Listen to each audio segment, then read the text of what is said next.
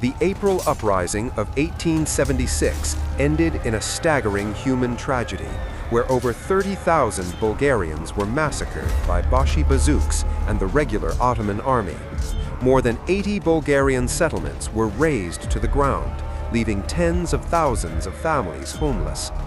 The brutality of the suppression echoed through the global press via MacGahan's reports, shaking the conscience of all Europe. The Bashi bazouks were irregular units of the Ottoman army, receiving no pay or uniforms, their only reward being the right to unrestricted plunder. Subsequently, the Ottoman authorities even decorated their leaders with medals instead of punishing them.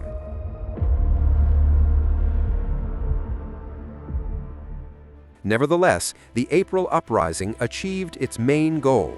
The Bulgarian question was placed on the global agenda. At the Constantinople Conference, the great powers demanded and outlined the borders of two autonomous Bulgarian provinces, eastern centered in Tarnovo and western in Sofia, encompassing nearly all lands later recognized at San Stefano, including Macedonia and Niš.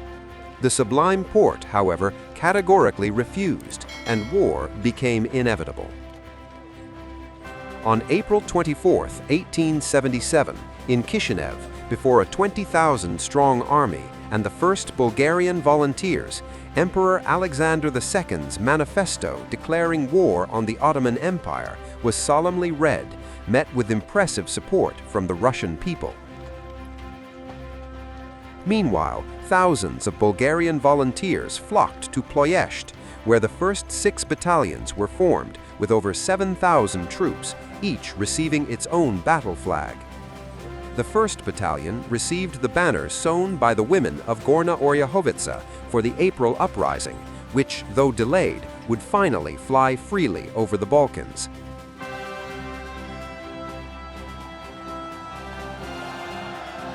The banner of the 3rd Battalion, a gift from the citizens of Samara, was solemnly consecrated on May 6th. Its commander, Pavel Kalitin, also swore to defend the flag with his life. The event was attended by Grand Duke Nicholas Nikolaevich, the emperor's brother and commander-in-chief of the Balkan Army. By mid-June, Emperor Alexander II arrived in Ploiești as final preparations reached their peak. General Nikolai Obruchev developed a plan for lightning warfare, relying on one decisive strike across the Danube and a swift crossing of the Balkans to avoid an exhausting positional war in the fortified quadrilateral of Silistra, Russe, Shumen, and Varna. Coastal artillery strategically placed near Giurgiu and Brăila began systematic shelling of Turkish fortresses to paralyze communication between Turkish garrisons and divert attention. Russian sappers carried out massive mining of the river with electric and contact mines placed under the cover of night.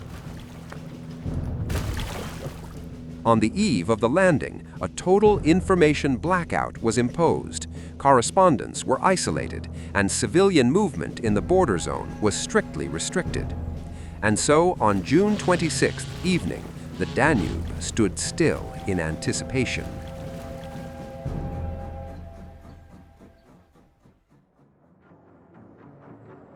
On June 27th, at exactly 02 a.m., the true chronology of freedom began. Near Zimnitsa, the bank of the Danube became the starting point for the largest Russian landing operation to date. Under General Mikhail Dragomirov, the 14th Infantry Division began forcing the river. The tactics relied on total surprise. Over 600 rowing pontoons were used, carrying troops in 7 waves. The Turkish garrison of 10,000 Nizams under Ahmed Hamdi Pasha was caught off guard despite strong coastal fortifications. This masterpiece of military action is recognized in world history as the first major night landing across a massive river barrier. The operation set a new standard in military engineering through the rapid construction of over a kilometer of bridge facilities under the threat of a modern armored fleet, making this success a unique precedent for the era. By day's end, the bridge between the two banks was a fact.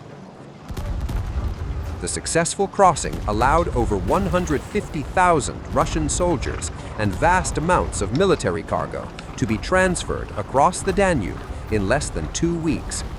The strategic result was colossal. An operational path to Tarnovo and the Balkans was opened, and Plevin and Russe were isolated from one another. Grand Duke Nicholas Nikolaevich, commander-in-chief, stepped onto the Bulgarian shore that same day with a solemn prayer, personally taking operational control of the march into the interior. Battle for Tekirdere was fierce, fought at the point of the bayonet. Russian losses in this first encounter amounted to 812 killed and wounded, while Turkish forces lost around 600 men. Svishtov became the first free territory where the foundations of civil administration for a new Bulgaria were laid. The advance was accompanied by an unprecedented national surge. Western correspondents like MacGahan wrote in awe, "Peasants come out with entire wagons full of bread, wine, and fruit, showering the cavalry's path with flowers. Thousands of Bulgarians joined as scouts and guides, leading Russian units through secret paths that did not exist on official topographical plans." Following the success at Svishtov, the center of gravity shifted to the village of Dola Studena. Here, at the provisional headquarters, Emperor Alexander II and General Nikolai Obruchev made the strategic decision to split the forces into 3 operational detachments with radically different tactical tasks. The Western detachment, led by General Nikolai Kredener, was tasked with the offensive, neutralizing the fortresses of Nikopol and Plevin. The Eastern detachment, the largest with 70,000 bayonets, was entrusted to the heir, Alexander Alexandrovich. Its mission was defensive but critical, to serve as an iron curtain against the 100,000-strong group of Mehmet Ali Pasha. Without this shield, the Turkish army could have struck the rear of any Russian advance toward the Balkans. The most dynamic task belonged to General Josef Gurko's advance guard. Using flying column tactics, he liberated Tarnovo on July 7th, where Prince Nicholas Nikolaevich made a solemn entry days later. With barely 12,000 men, including 10 squadrons and the first 7,500 Bulgarian volunteers, Gurko had to conduct a lightning raid to the Balkan mountains. The goal was to seize key passes and carry the war into Thrace. By entering Kazanlak on July 17th and capturing the Shipka Pass itself 2 days later, Gurko established strategic control over the central links between northern and southern Bulgaria.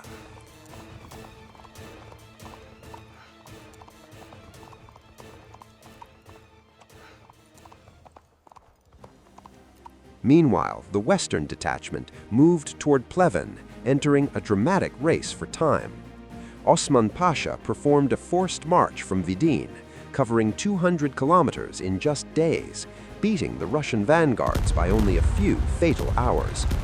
This delay would cost the Russian army 5 months of agony and tens of thousands of casualties.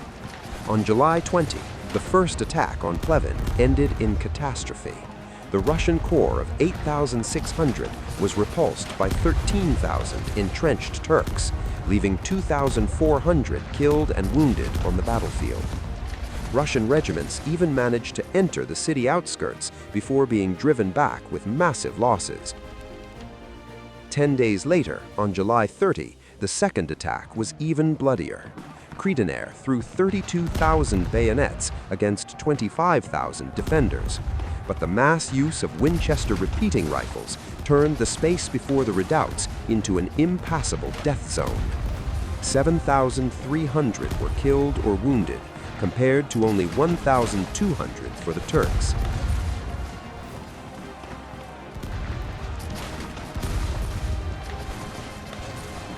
In this chaos, the local population rushed to help. Bulgarians organized medical points, carrying the wounded in ox carts under Turkish fire, and pointing out the hidden paths through which Osman Pasha received reinforcements.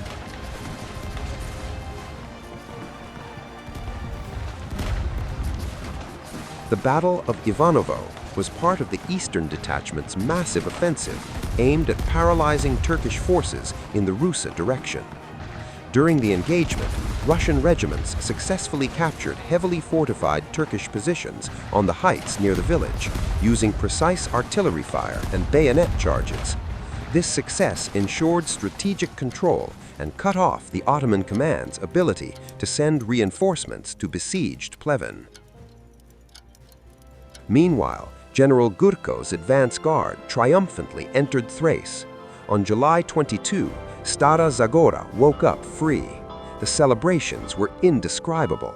Streets were covered in flowers, and church bells rang for the first time in centuries without fear. But the joy was short-lived. From the south, with logistical support from the British fleet, Suleiman Pasha's elite 30,000-strong army arrived, swiftly transferred from Montenegro. On July 31, the epic Battle of Stara Zagora erupted. Against overwhelming Turkish superiority stood only 4,500 Russian warriors and 4 battalions of Bulgarian volunteers. This was the baptism of fire for the Samara Flag. In the brutal fight to save the sacred banner, 5 standard-bearers fell, including Lieutenant Colonel Pavel Kalitin, who fell pierced from his horse, crying, "Boys, the flag is with us, forward!" His body fell upon the banner, protecting it for precious seconds until the volunteers could pull it away. Despite the heroism shown and successful actions at Nova Zagora, the strategic situation became critical. To save the army from encirclement, General Gurko took the hard but necessary decision: retreat north to the crags of the Shipka Pass. Nikola Korchev remains in national memory as the giant who, during the bloody fight at Stara Zagora, saved the Samara Flag from capture, snatching it from the enemy the moment Kalitin fell. Until his last breath, he carried the dignity of the final standard-bearer, symbolizing the unbreakable will of a people refusing to see their sacred icon in the mud. But after the Russian retreat, the wrath of Suleiman Pasha fell upon Stara Zagora. The city was turned into a fiery hell. Within 3 days, over 14,500 Bulgarian civilians, men, women, and children, were massacred. Thousands were burned alive in the Church of the Holy Virgin, and the city, called the Pearl of Thrace, was razed to the ground. The statistics are horrifying. Of 3,000 houses, only 20 survived. Stara Zagora became the symbol of the greatest massacre in modern Bulgarian history, paying the price of its brief yearning for freedom with ash. The tragedy did not stop at the thresholds of Stara Zagora. After the advance guard's retreat, the entire Tunja Valley and the Balkan foothills were drenched in blood. Kazanlak, Karlovo, and Sopot were subjected to systematic ruin. Over 200 villages were burned, and the death toll in the region exceeded 30,000 people. The Valley of Roses became the Valley of Death, leaving behind thousands of dead and refugees.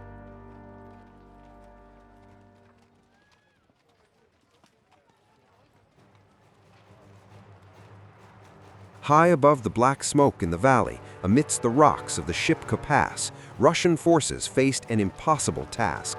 Against Suleiman Pasha's elite 28,000-man army with 54 guns stood only 7,500 defenders, Russian soldiers of the 36th Oryol Regiment, and 5 battalions of Bulgarian volunteers. The task, not a step back. From August 21 to 26, constant battles raged. On the most critical day, August 23rd, Turkish attacks reached 12 in number. Over 200,000 rounds were fired. When bullets ran out, the defenders repelled the enemy with stones and the bodies of their fallen comrades. The local population of Gabrovo and surrounding villages became the living rear of the defense, as over 3,000 volunteers, including women and children, climbed the steep slopes daily under a rain of bullets to deliver thousands of liters of water and food to the positions. Gabrovo craftsmen organized round-the-clock workshops, repairing hundreds of rifles. The strategic significance of the success was colossal. The arrival of General Radetzky's reinforcements in the last moment saved the pass and predestined the war's outcome. Süleyman Pasha lost 6,700 men and was forced onto the defensive. Shipka became the impregnable fortress that pinned Turkish forces south of the Balkans and allowed the Russian command to complete the siege of Pleven.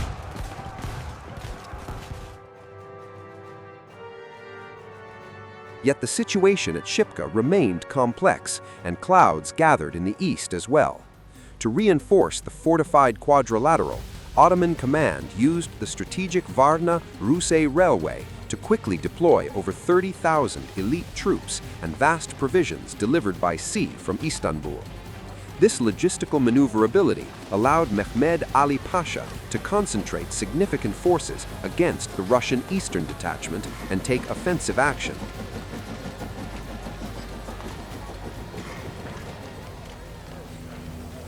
The Turks won two important victories at Kara-Hasanköy and Ablanovo, and the situation on the Eastern Front also became critical.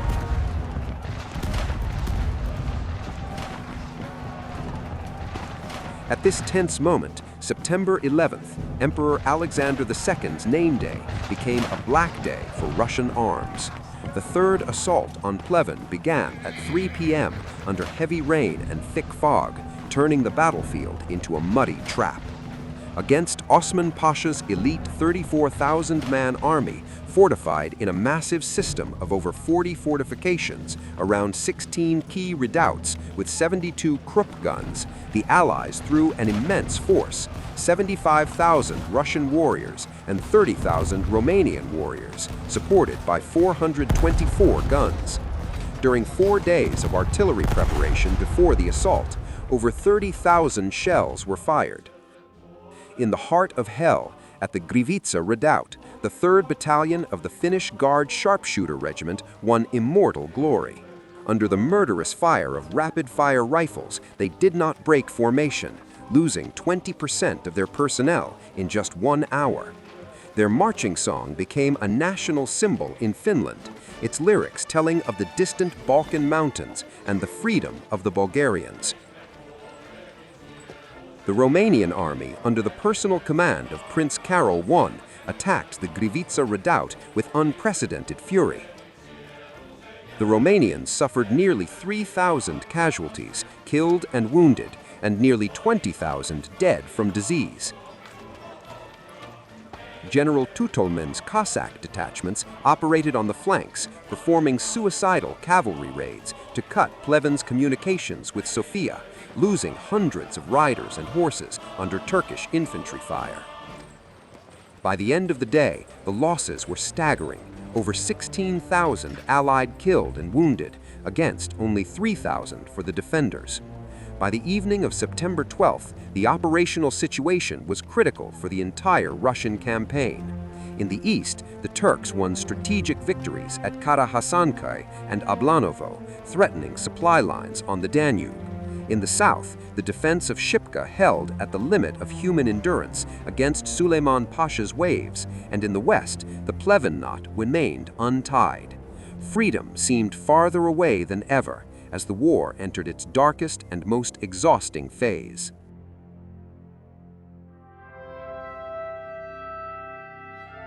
After the massacre of September 11th, the Russian command ceased the bloody assaults. On September 16th, the legendary engineer from Sebastopol, General Eduard Totleben arrived in the Pleven sector. His diagnosis was absolute.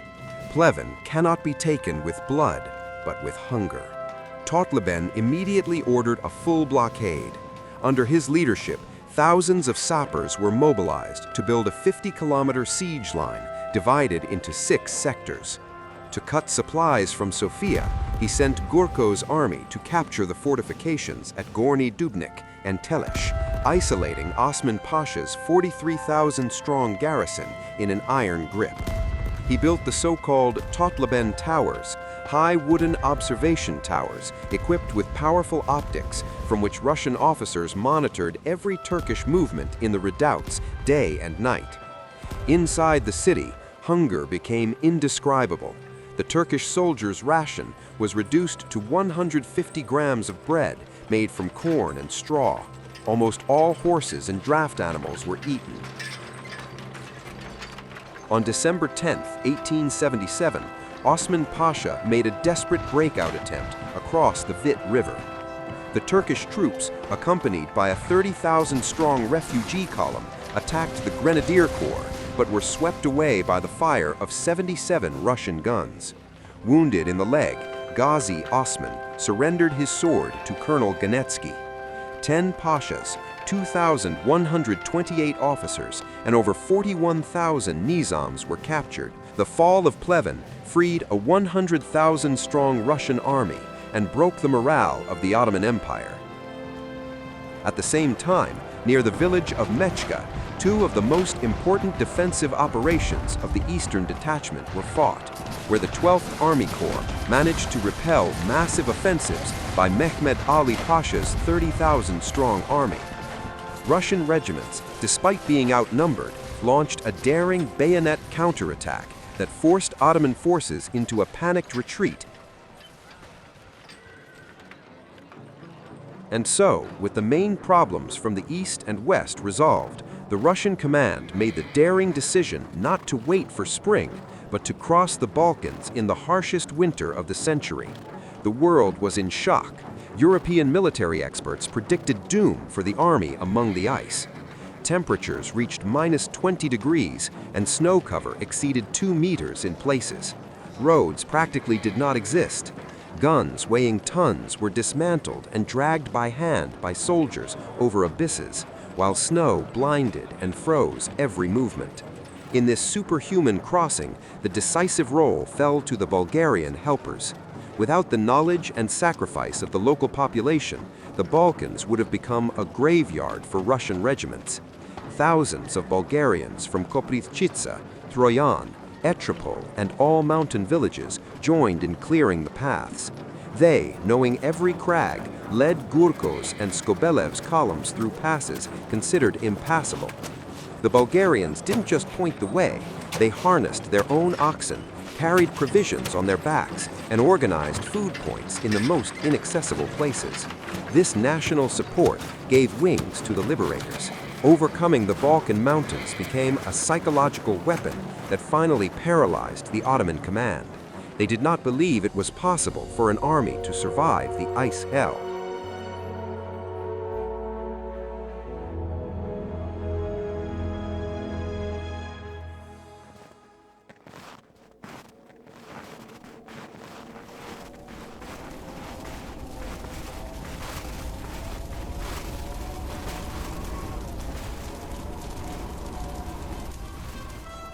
While laconic reports from General Radetzky arrived at headquarters stating that all is quiet on Shipka, behind those words lay the silent tragedy of thousands of warriors.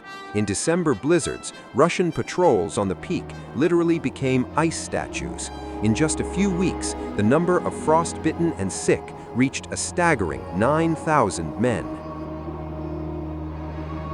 Victims of the White Death in these months of positional waiting exceeded losses from direct combat, turning Shipka into a monument of silent suffering.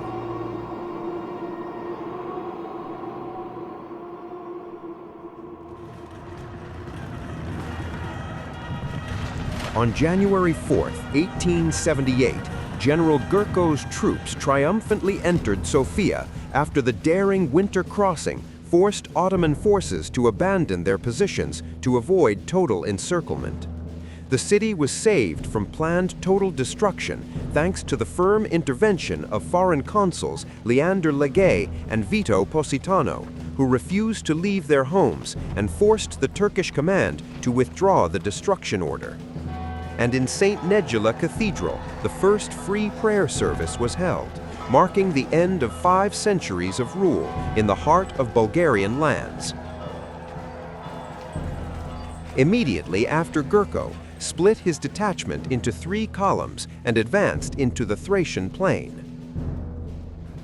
Meanwhile, the Romanian army performed a heroic attack against the fortified villages of Smardan and Inovo near Vidin. The Romanians took the positions with a bayonet strike, leading to the full blockade of the Vidin fortress.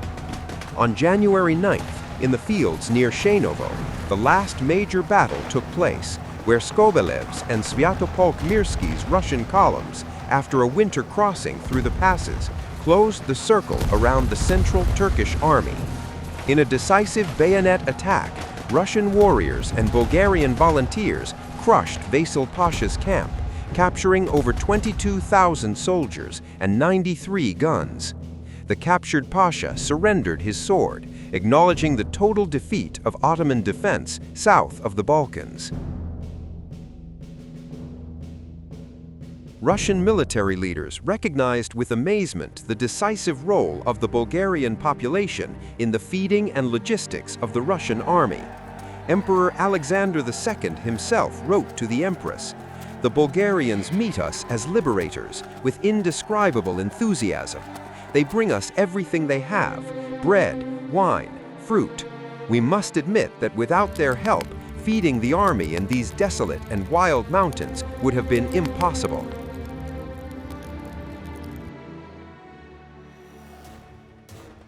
On January 14th, General Nikolai Brock entered Pazarjik, where Bulgarian volunteers at the last moment extinguished the fuses of Turkish powder magazines, saving the city from destruction. Following the liberation of Pazarjik, Russian units performed a daring night crossing through the icy waters of the Maritsa to cut off Suleiman Pasha's retreat to Plovdiv. In the hours before the liberators entered, however, one of the darkest tragedies of the war unfolded. In the Ostromila area, 80 Bulgarian prisoners were brutally murdered. Taken from the Toshkapia prison in the middle of the night, they were shot and hacked in powerless malice by retreating Circassians. The massacre remains in history as the deepest wound upon the body of a resurrecting Plovdiv. In the decisive battle for the city between January 15th and 17th, General Gurko attacked from 3 sides, and Captain Alexander Burago, with his 63 dragoons, performed a legendary reconnaissance that drove out the Turkish staff and saved the city from fire. With the defeat of Suleiman Pasha's 30,000-man army, the road to Adrianople and Constantinople lay open. Following the liberation of Plovdiv, Russian troops advanced at lightning speed and entered Adrianople on January 20th without a fight after the Ottoman garrison abandoned the empire's second most important fortress. From here, Russian vanguards continued their unstoppable march south and east, reaching the shores of the Sea of Marmara at the village of San Stefano just days later, only a few kilometers from the domes of Hagia Sophia in Constantinople. Panic in the Ottoman capital and Russian success forced Britain to act decisively. London sent a powerful squadron of ironclads into the Dardanelles to demonstrate strength and stop the Russian entry into Constantinople. The world faced the threat of a major European conflict, leading to the signing of the Adrianople Armistice on January 31st, officially ending military actions.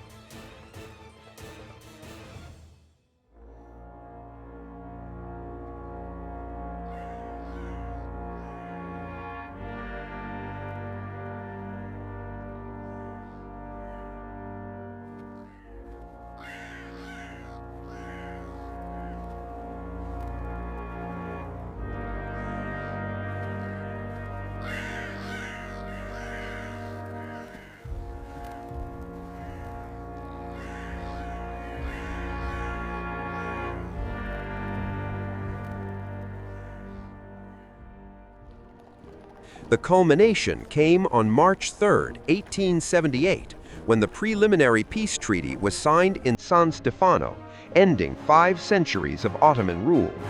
The date was chosen not by chance. It was the anniversary of Emperor Alexander II's accession and the day of the abolition of serfdom in Russia, for which he was called the Tsar Liberator.